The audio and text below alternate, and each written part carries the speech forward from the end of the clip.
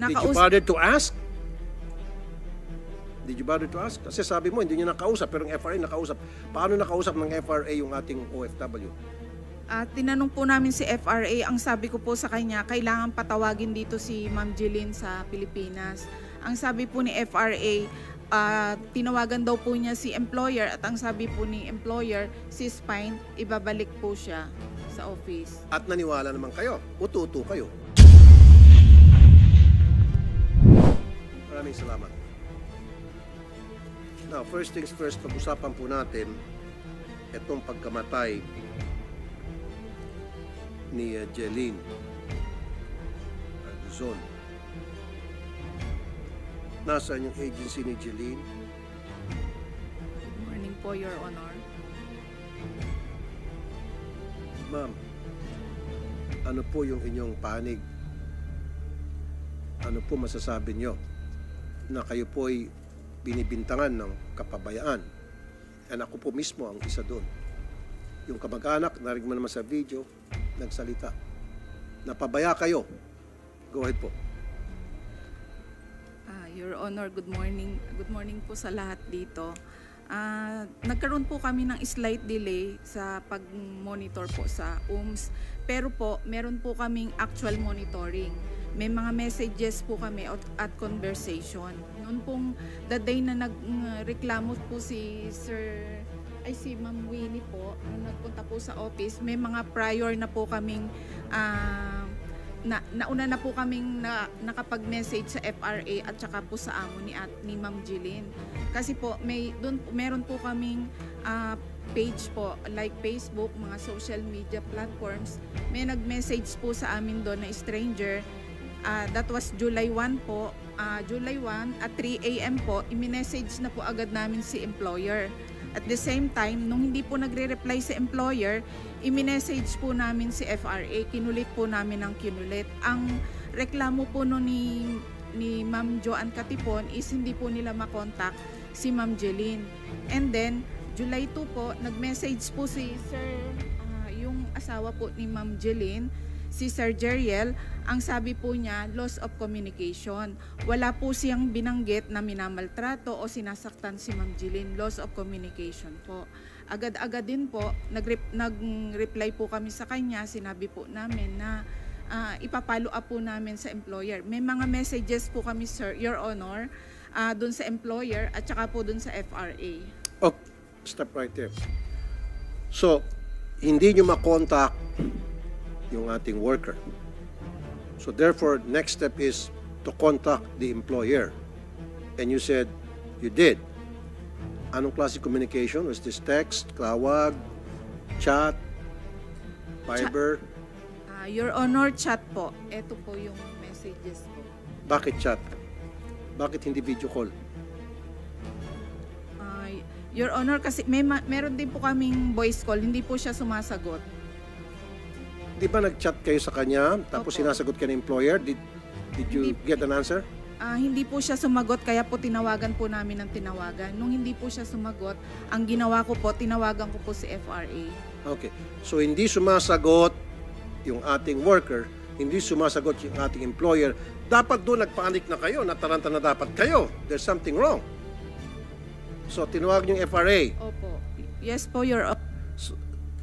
So ilang araw yung from the time na tinatawagan nyo itong worker natin at saka yung employer up to the time na tinawagan nyo ng FRA? Same day po, Your Honor. Nandito po sa text Okay, same day. messages.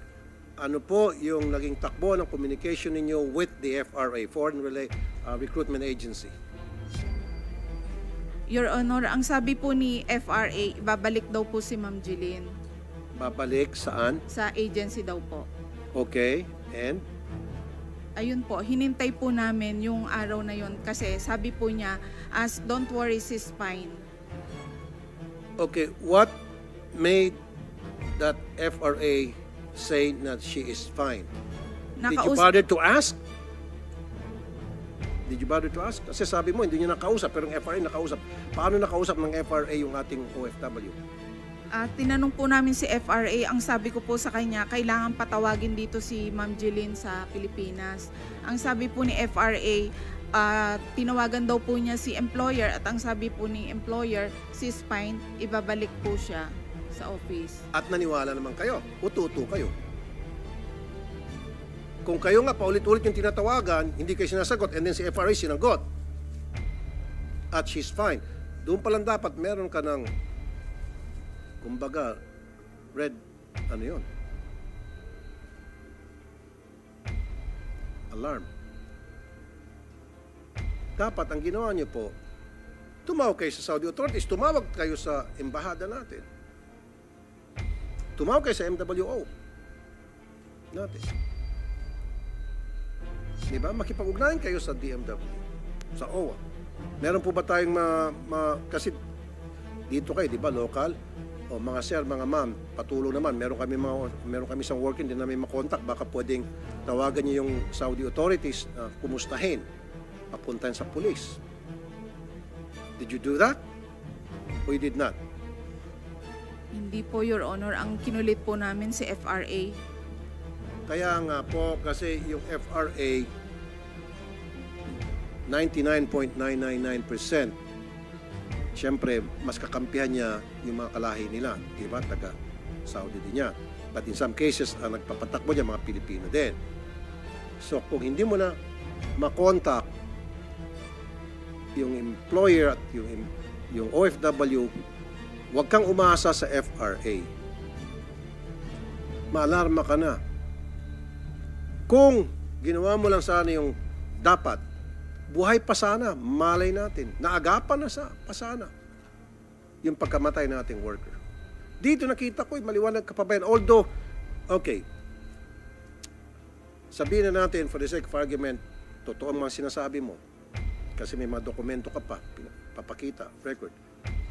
You did your best, sabi pa nung kanta, but your best wasn't good enough na para maagapan yung pagkamatay ng ating OFW. So continue po, ma'am. So what happened after na sabi ng FRA ibabalik, komportable na po kayo? Kinulit ko pa rin po sila ng kinulit. Sabi ko po, kailangan nilang puntahan doon si worker, kuhain na. Tapos po, ang sabi po ni FRA, yun nga daw po, ibabalik po. Tapos po, nakampante na po ako nung sinabi pong ibabalik. Kasi papunta na daw po si employer doon sa bahay para po sunduin si worker. Okay. And when was this? What date? That was July 18 po. July 18. Opo.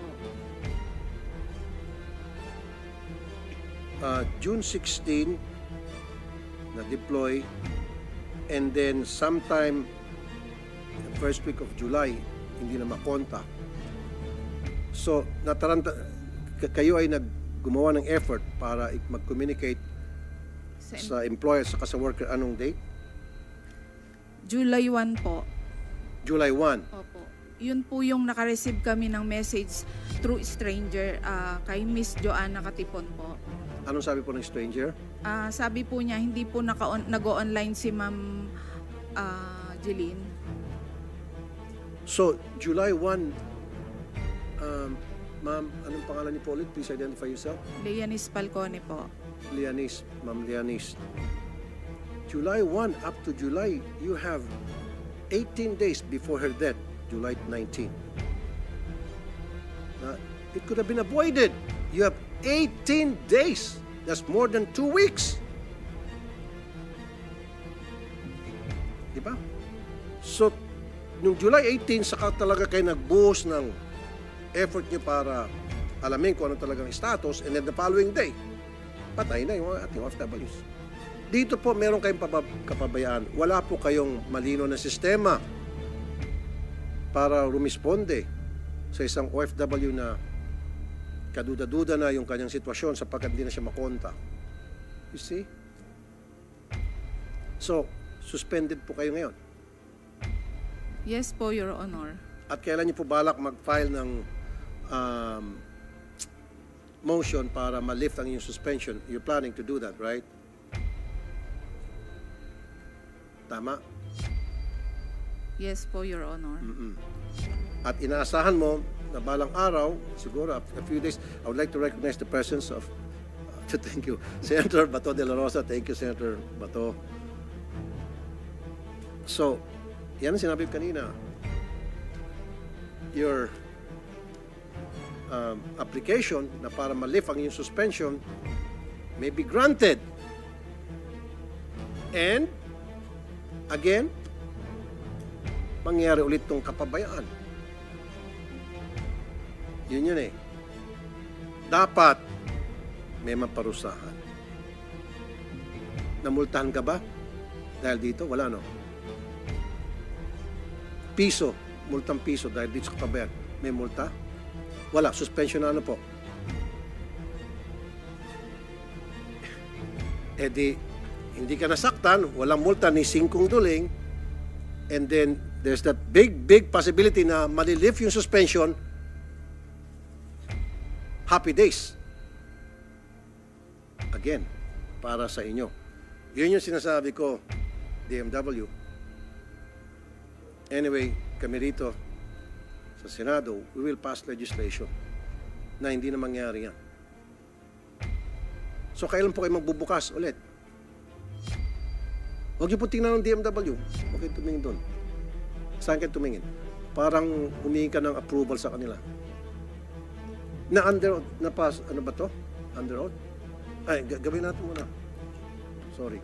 May I request the agencies and Ms. Winnie and Mr. Benedict and company to please stand for the swearing of oath.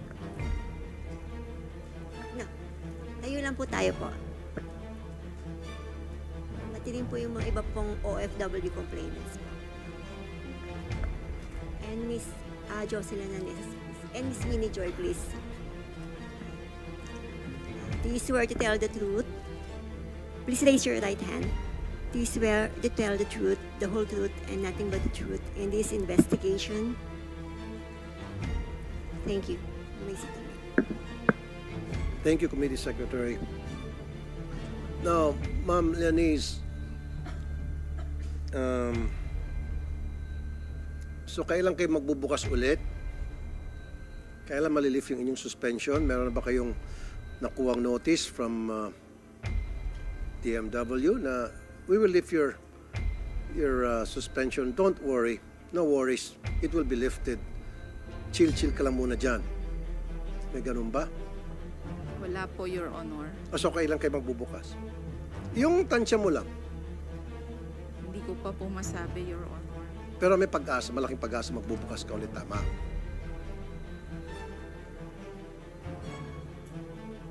Anyway, I know you can't answer it because nahiya ka. Ako na mismo sasagot. Malaking posibilidad na ikaw ay magbubukas muli. At kung hindi ka man magbubukas o kung ikaw man ay kansilado na yung license, magbubukas ka ng panibagong agency using a different name. At syempre, ikaw pa rin nasa likod. Yun po yun eh. Now, I'd like to acknowledge Jeline's husband. Online na.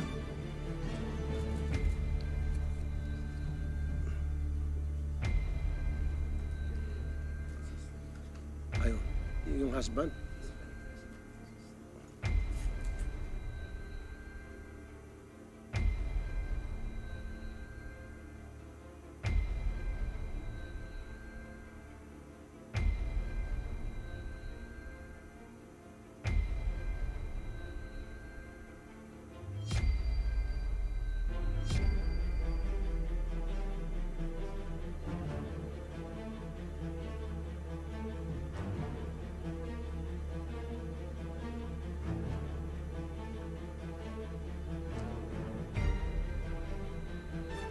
Okay, nandito ba si Jeriel? Online? Ay, dyan si Jeriel. Sir, dito po kayo, sir. Oh, sige. Gusto niya dyan.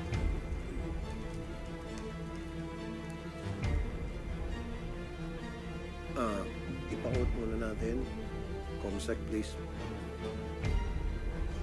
Mr. Jeriel, maaari pong tumayo po muna tayo para po makapag-oath po. Please raise your right hand.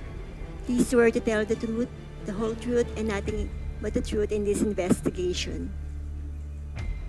Thank you po. Sir Jeriel, kailan po na wala ng komunikasyon sa pagitan niyo at ni Mrs.?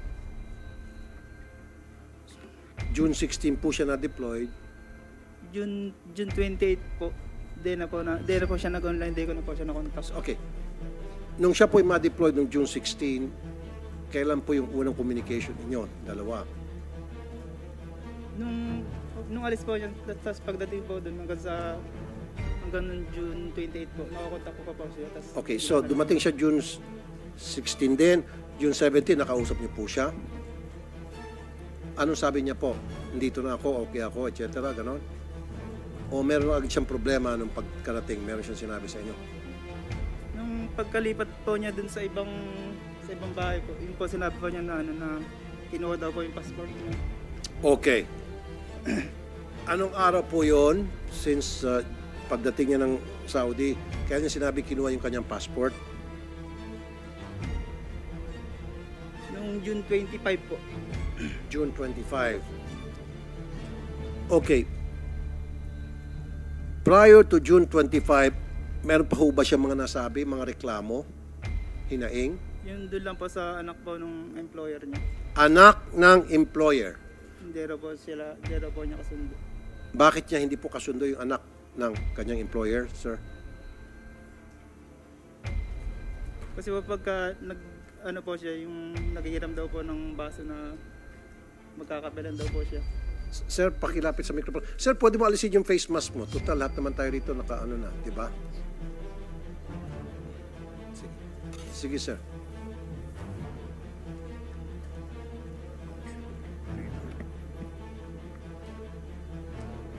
Hindi, mga resource person, parang discrimination naman. Yung iba, hindi naka-face mask. Pinag-face mask nyo ba itong silang dalawa? Inutusan nyo? Hindi dapat. Pantay-pantay dapat. Porket, grabe naman yung mga nakabarong, naka-Amerikana, hindi naka-face mask. Tapos, itong mga naka-t-shirt, pina-face mask nyo. Ano ba? Committee sec. Kagagawan mo ba ito? Next time, walang discrimination dito, ha? Thank you. Sir, sorry po, Sir Jeriel. Sir Jeriel, hindi niya kasundo yung anak ng kanyang amo. Bakit niya po nasabi ulit yun, sir? Kasi nung time daw po na nagkakape siya, yung baso daw po itinapon ng bata. Nagkakape siya, itinapon ng anak ng amo yung baso po. Kaya sabi po niya, masama raw po ugali ng mga bata. ano po, yung baso na iniinuman niya ng kape, hinagis?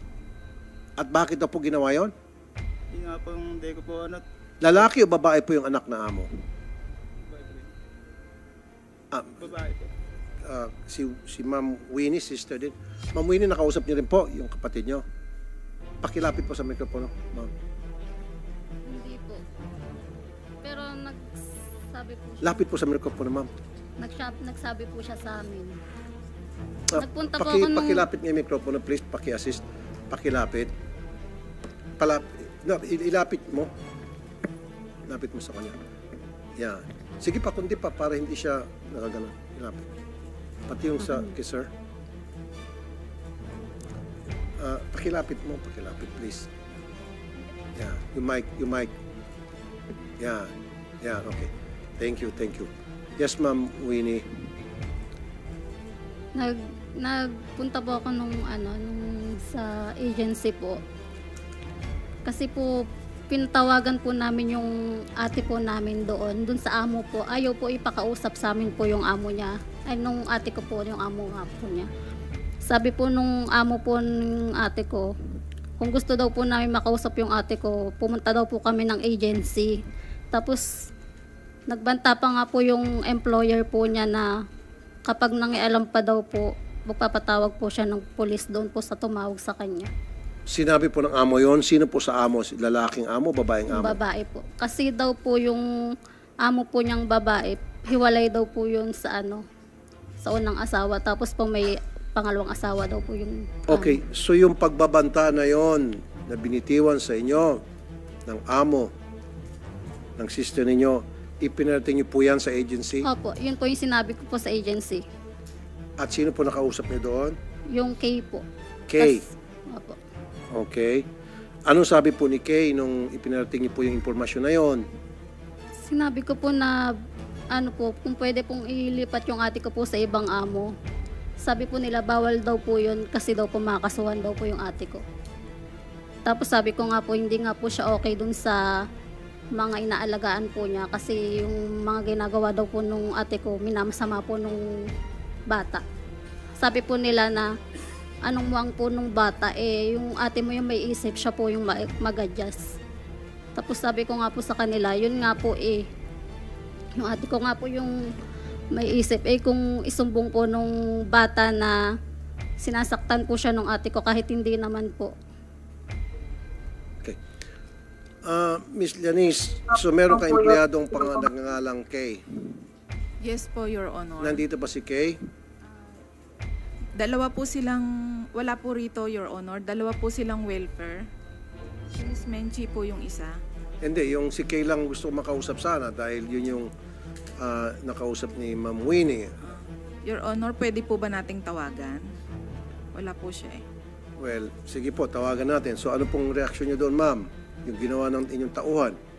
Ay, nanghihingi po ako ng dispensa kay Ma'am Winnie sa hindi magandang sagot ng welfare na si Miss Kay. Hayaan mo, Ma'am Winnie, bibigyan ko siya ng disciplinary action. Ikaw nga, dinisiplina ng suspended ka na. So magdidisiplina ang isang nadisiplina. So ang gagawin natin. Anyway, that's the reason time and time again sa mga MWO natin, Yusek Olalia, Secretary Hans, Admin Arnel, paulit-ulit kong sinasabi na dapat pagdating ng ating worker, merong tumatawag, kumusta ka na dyan? Ayun yung mister. Nung tumawag, nagreklamo na agad. Few days later, nagreklamo na. Yan sinasabi ko, a week after, dapat nakaprogram na yon. Meron tayong isang computer system na after 1 week, itong OFW natin si Miss Jeline Arguzon due for a phone call. Maski phone call lang. Kumusta ka dyan, Ma'am Jeline? I'm okay. Good. Pag hindi na makontak, red flag yun. Pag sinabi ng worker, nako, hirap dito, hindi ko kaya, etc., etc., magpupunta tayo ngayon ng mga tauhan natin. So, Ma'am Winnie, ano pong sumunod nangyari? Sabi ko po, gusto ko pong makausap po yung ate ko po. Ngayon po, gusto ko po siyang makausap. Gusto ko pong alamin kung okay lang po siya doon, kung ano pong sitwasyon niya doon. Sinabi ko po yun sa kanila. Nang sabi po nila sa akin, 10 p.m. daw po sa Saudi. Alas 9 po ako nagpunta doon, alas 9 po ng umaga. Sabi po nila, hindi daw po nila makakausap kasi 10 p.m. daw po sa Saudi. Kasi daw po, pag tinawagan lang daw po nila yung employer po doon, baka daw po pagalitan lang daw po sila. 5 p.m. pa daw po nila makakausap yung employer daw po ng ate ko. Okay. Tumawag ka rin ba sa mga kinaukulan natin, sa mga taga-gobyerno, tungkol sa hinaing ng iyong kapatid? Ano po, July 19 po nagpunta po ako ng OWA. Kasi po hindi po sila nagre-reply po sa mga text ko po. Sino po ang nakausap niyo noong July 19 sa OWA? Hindi ko po natanong yung pangalan niya, yung sa ano po, yung babae po doon sa OWA. Saan doon sa OWA, sa ang departamento, sa ang desk? Sa may second floor po yun eh. Second floor. Opo. Most likely baka sa complaint desk. Opo. At ano pong sabi nung nakausap mo? Yun po, sinabi ko po sa agency na hindi nga po nila ina-actionan yung gusto ko pong mangyari. Kasi po, ang gusto ko lang naman po mangyari, makausap lang po yung ate ko kung okay lang po siya doon. Yun po, sinabi ko po sa kanila. Tapos ang sabi po sa akin ng OWA, ano po, ano pa daw po niya, isesend pa daw po niya sa Polo agency daw, ay Polo po yung hinaing ko daw po. At ano pong sabi nyo? Sabi ko po, hindi po ba pwedeng makausap ngayon? Kakausapin lang po naman kung pwede po. Pero sabi po nila hindi daw po matatawagan. So July 19, sabi Opo. na pumunta ka dun sa OWA. Opo. Bumalik ka pa ulit sa OWA after that? Ano na po, July 22 na po. Pero nung ano po, July 19 po, nag-message po sa akin ng, July 19 po, pagkatapos ko pong makapunta po ng OWA, nag-message po sa akin yung agency na sabi daw po nila, ibabalik na daw po yung ate ko sa agency po sa Saudi. Okay. Tapos yun po, parang nabunutan na po ako ng tinik sa dibdib kasi nga po ibabalik na. Tapos nag-update po ulit ako ng Sunday. Nag-chat po ulit ako sa kanila na kung nasa agency na po ba yung ate ko. Sabi po nila mag-update daw po sila ng umaga, Monday po. Tapos po nag-message po sa akin yung agency, sabi po nila hiningi po yung number ko tapos tumawag po sa akin na yun nga po, sabi po patay na daw po yung ate ko. Oh.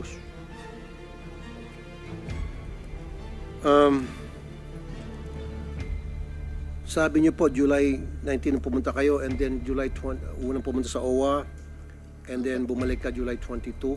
Opo. Ito na po yung kinikwento niyo na sabi mababalik na yung kapatid niyo kaya Opo. naging kampante na kayo. Opo.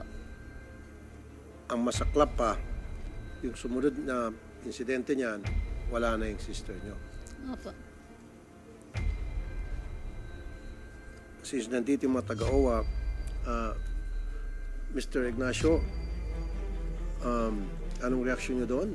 Yung pagpunta niya sa OWA at hindi definite yung binigay na rason. At nasabi na pala sa inyo na kinuha ang passport. Mr. Chair and Senator, that's why when they informed OWA on July 19 about their case, kaya po nakakilos tayo, natawagan kagad yung agency at kasi nga ho medyo may kalayuan yung lugar, yung Ulmoj. Kaya po tayo, nung tumawag po kayo sa amin, nandun na ho yung OWA. Kaya po nakapag-reply na kagad yung si agency sa kanila. So that was the action taken because yun po yung aming susunod talagang hakbang kapag kami ay nabigyan ng information. Agad-agad natawagan na yung JEDA and the agency. And yun po yung mga hakbang na nagawa. Yung pong pagkuha ng passport, pag-confiscate ng passport upon arrival ng mga employer, di ba pinagbabawal na po yun? Tumatango kay Yusek. Okay. Ba't nangyari pa rin? Yusek Olalia. Good morning po, Mr. Chairman, sa mga colleagues at sa lahat po na naririto.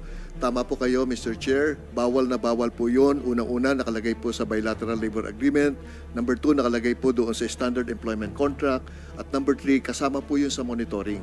Kapag kinuha ang pasaporte ng isang OFW, very significant po yun.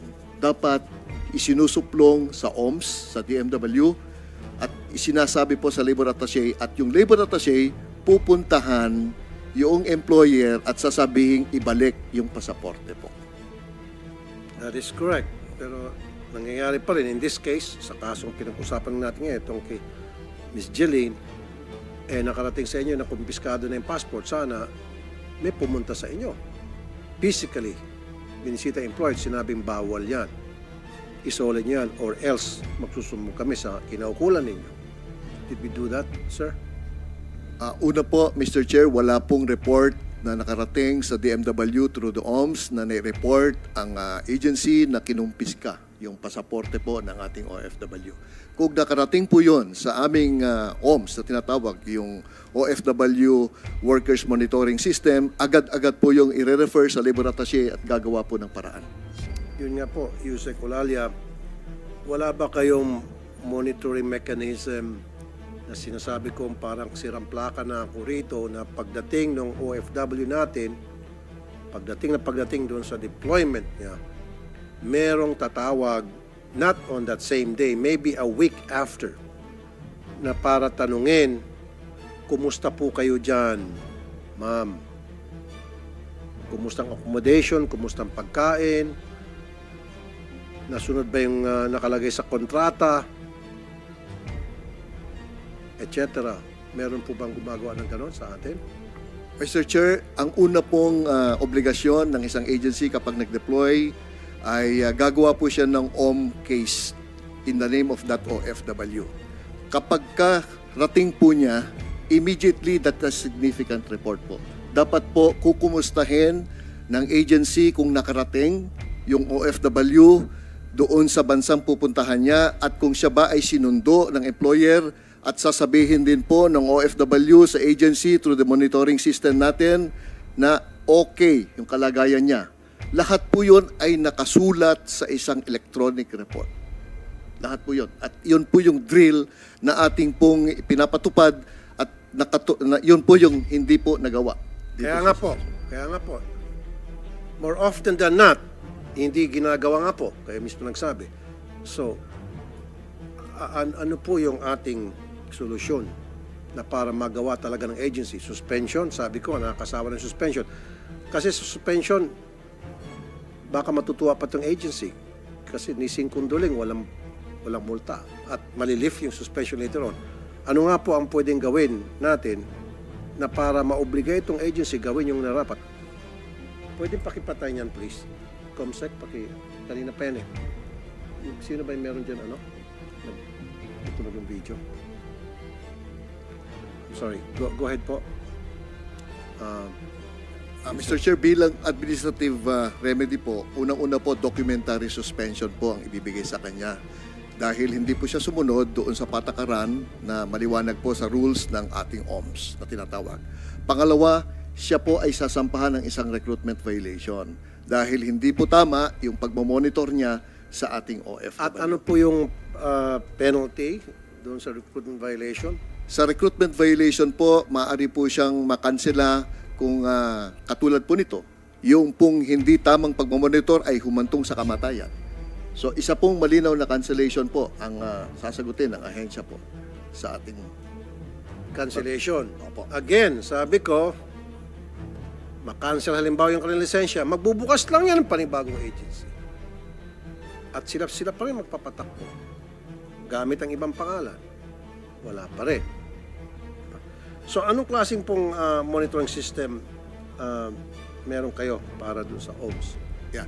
Mr. Chair, yun pong kanselado ang isang agency, hindi lamang po yun yung ahensya ang wala ng karapatang magbukas, kundi pati po yung officers at lahat po ng members ng board niya, kung ito ay isang korporasyon, ay mapupunta sa tinatawag na derogatory list at sila po ay forever na hindi na po makakapag-apply ng lisensya. At yun po ay pinatutupad po natin. Tama po, sir. I agree with you. Again, ang gagawin lang ng agency, forever, hindi na sila makapag-apply, etc.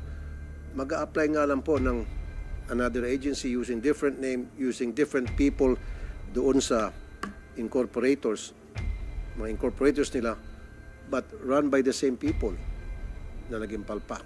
Dapat po, sa susunod, meron ka inspection doon sa lahat ng mga agency na nagbubukas, mga bago, meron ba kayong ginagawang cross-checking?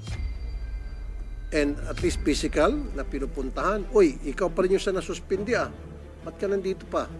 Ba't nagbukas ka naman ulit? Yun yung sinasabi ko po, Yusek. Opo, napakahigpit po natin, Mr. Chair, pagdating po sa pag-a-apply ng lisensya at wala pa pong 10% ang kabuuan na ating pinapasa. At ang una pong lisensya na matatanggap po nila kapag sila po ay naging qualified ay yung tinatawag pong provisional license. Hindi po agad regular license ay binibigay po natin sa lahat po ng ahensya na nag-a-apply. Ang ibig po sabihin ng provisional, magiging regular ka lamang kung ang ahensya mo ay walang recruitment violation.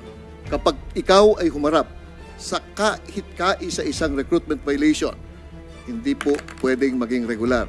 Immediately, denied po ang iyong lisensya kahit na wala kang kasalanan.